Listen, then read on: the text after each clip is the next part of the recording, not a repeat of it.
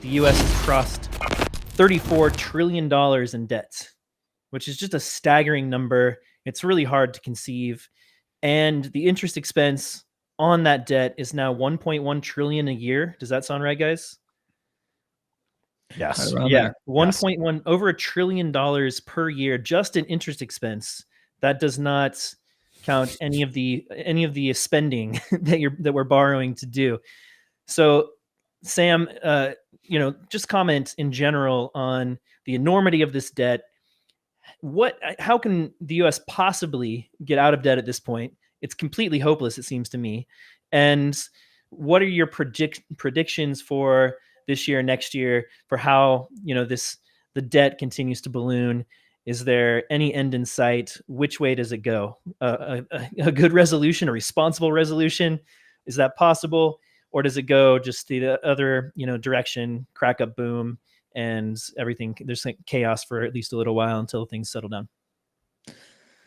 Well, in this period, it's been described as fiscal dominance, where these debt dynamics, when it gets so large and the interest expense gets so large, it starts to overwhelm any kind of monetary policy that the Fed wants to do. So when the Fed raises interest rates, it increases the interest expense, which only increases the deficits more, which worsens the inflation. And so I think we're going to continue to see them try to do what they've done over the last 10 years. They're going to just try to spend their way out of it, which means debasement of the currency. I mean, to be clear, it means they're going to sacrifice the currencies. And this is all over the world. This isn't just the United States, but they're going to sacrifice the currencies eventually, and they're going to go back to trying to stimulate their way out of it. Now, I think that's why you're maybe starting to see some messaging from the Fed on potential cuts next year. I think it really comes down to what the fiscal situation is, and the Treasury, as they have to refinance this debt, it becomes very, very unaffordable for them if interest rates continue to rise or kind of even stay where they are. And I think you saw Janet Yellen even before Jerome Powell did his, now what people are calling a pivot. Janet Yellen, like the week before, was sounding like the Fed chair, talking about how inflation is, we basically declared victory, and that going back down to 2% from here, it's going to be really easy, and they don't need to continue to raise rates. It's weird to see the Treasury Secretary speaking like a Fed chair.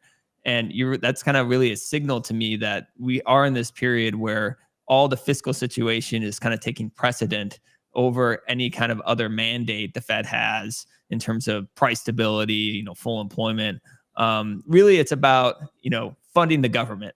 And that's what it's always been about. It's been this secret mandate that they have. And so I think we're going to see them cut rates eventually. They're going to sacrifice the currency. They're going to debase the currency. They're going to print and try to inflate their way out of this. And I think that's a kind of a core value thesis that a lot of Bitcoiners have. I mean, that's kind of why we are where we are, is because we see this end game of, okay, they're going to debase the currencies. I'm not certain about how this happens, how this plays out, but I know at the end of the day, they're going to have to turn and debase the currency further. And I want to own a money that they can't debase, that has absolute scarcity, that'll actually benefit in that environment. Well said. Preston, 34 trillion. Where's this going?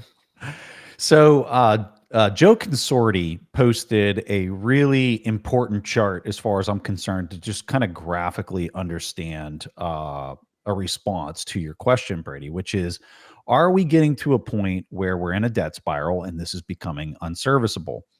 The chart is the federal deficit as a percentage of GDP. And when you look at this over the last 40 years, what you're going to see is a trend that's got a lot of volatility into it, but is trending. There you go. You got to pull it up. Thank you, Jacob, for putting that up there.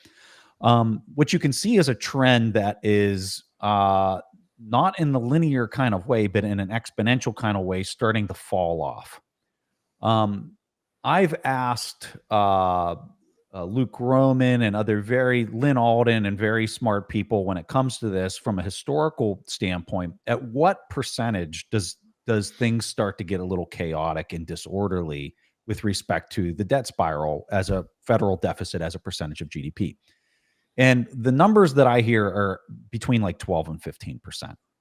Once you start getting to those percentages, it starts getting disorderly. So we through COVID, we got down to below 15%, and then it shot back up, and now we're around 8%. And the trend on the chart is suggesting that that's the direction that we're heading in quickly.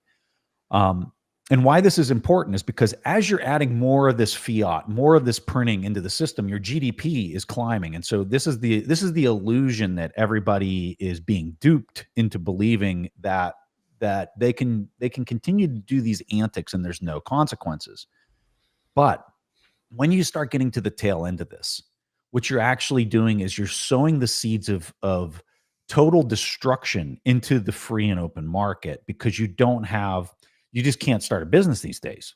You can't go out there and compete as an entrepreneur for the most part, because it's so insanely difficult to outpace the debasement rate of the fiat.